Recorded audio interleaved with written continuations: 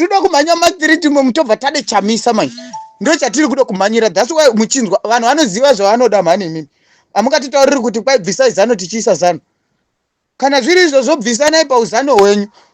Manzwa Zimbabwe haisiyo ZANU-PF haisiyo Zimbabwe.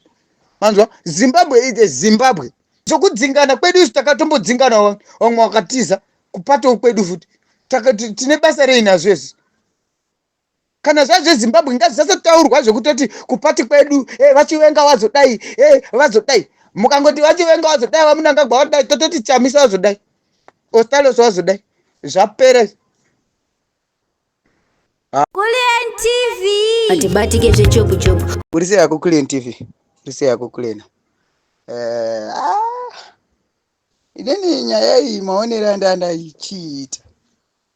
Vanhu zvavanofana kuita panyaya dzakaita seidzi. Nyaya idzi dzode kujekeserana idzi.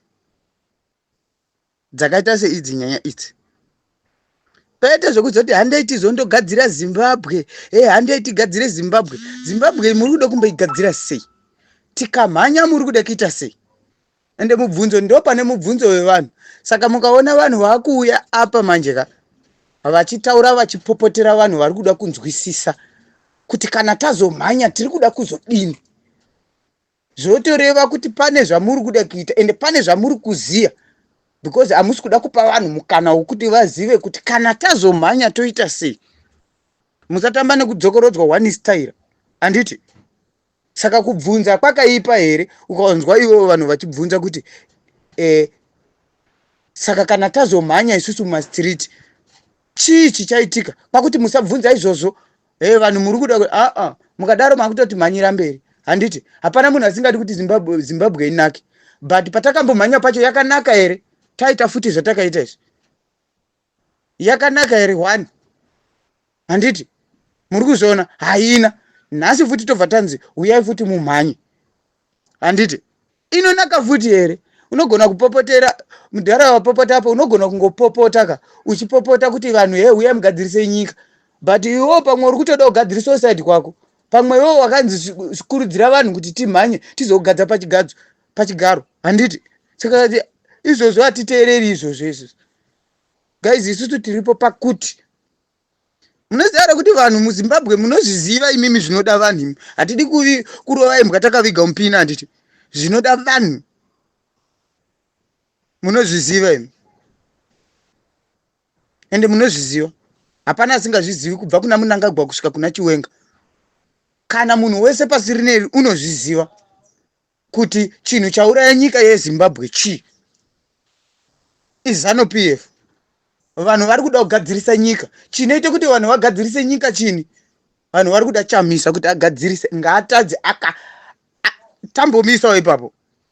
Aiwa noti zvekutaura zvinhu zvokunga sekuti muri kuda sei mimi muchizomhanyisa vanhu, kuda kumhanyisa vanhu zvazodai.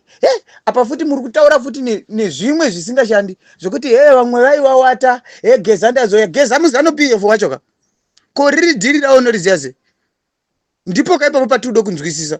Ende munonga matarong'u mukaona vanhu vachida kunzwisisa, imimi maakuda kushushira futi kuti teererai chete zvatiri kutaura, ngatigadzirise nyika. Zvamakamboita futi imimi takatarisa.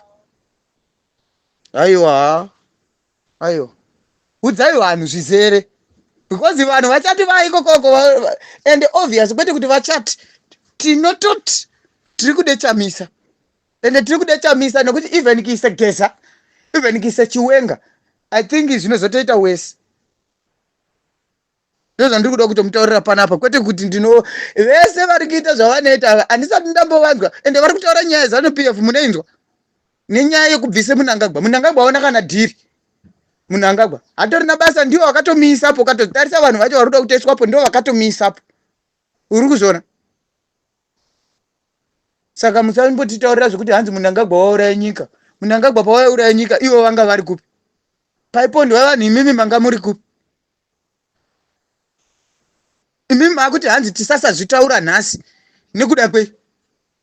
Tinozvitaura kakuti zvitotijekera. Chero tichimhanya kwacho mumastreet tomatomhanya tichiziva kuti izvozvi tiri kumhanyira chakati.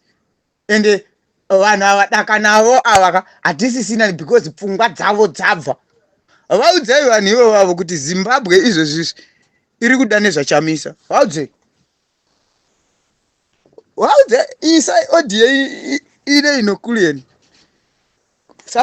Usaregedza zvako kulenti. Tiri kuti kukumbira. Tinoda kuti vanhu vazive musaye ende chokwadi chaicho kumhanya kwacho mumastriti ngakutoregedzwa. But isu tutataura zvekuti tikamhanya muzvatiri kuda ndezvekuti ndo pamuchaona kuti vanozvimira.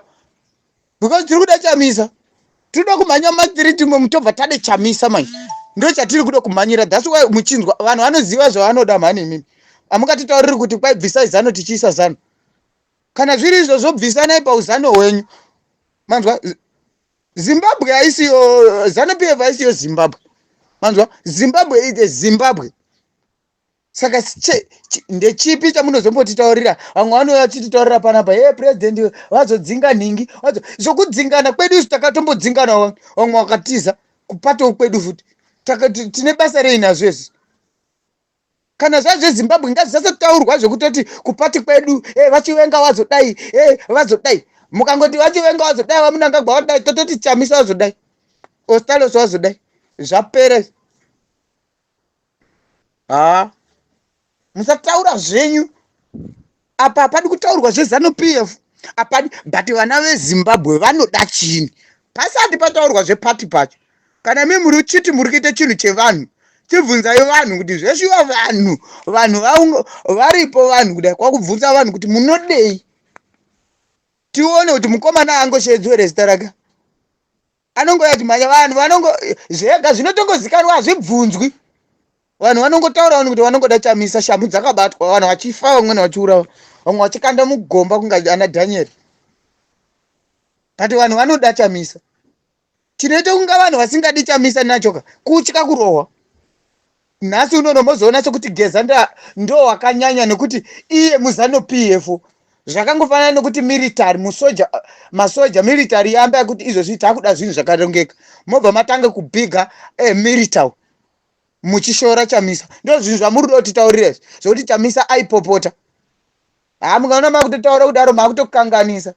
Manzwa musataura zvevanhu vaipopota because vaida kugadzirisa iwo wacho waiite iwo. Paipopota saka paipopota vamwe vaizama vaipopota pamasocial media iwo wacho waiite iyo. Waiite. Aiwa. Mukadaro mukatotaura mataurire iwo makutokanganisa kutaura. Ngatigadzirise nyika. Icho chichi ndo chinotipa kuti kugadzirise nyika kwacho hakusina. Because amukatauri zvokuti vamweni ndo pamasocial media vazodai. Social media iwo pauri kutaura ipapa usi kutaura pa social media. Anditi uruma street here. Iwo pauri kutaura pakulienda. Uri kutomhanya mustreet utori kutoita action handiti. Saka iwo mvume yokuzoshora munhu anonga achitaurawo sematauriro auri kuita wakaipiwa nani?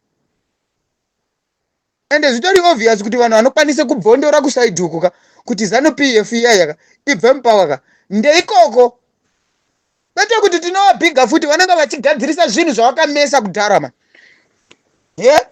Tingabhiga maonini iyo mawo veteran pachi.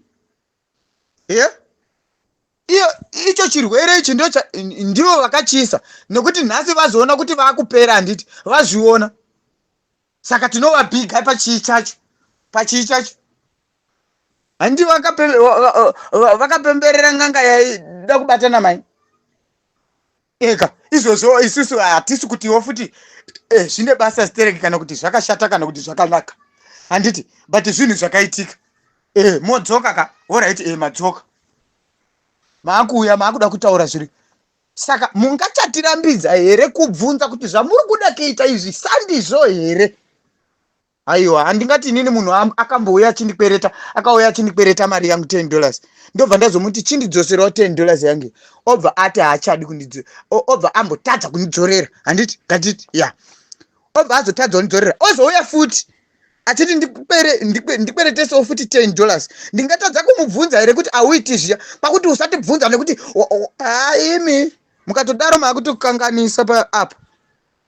Ndokumbira wangu kuLand TV uise ODN no pano vanhu vazvinzwa. No, because vanhu vari kutaura apa havasi kutaura zvavari kuda. Isusu hatichadi ZANU PF. Tiri kuda opposition party. Yachamisa kwete yaChabangu kana yaBiti kana yani. Tiri kuda Chamisa. Imi sei muchiita zvinhu zvemaone apa naimi.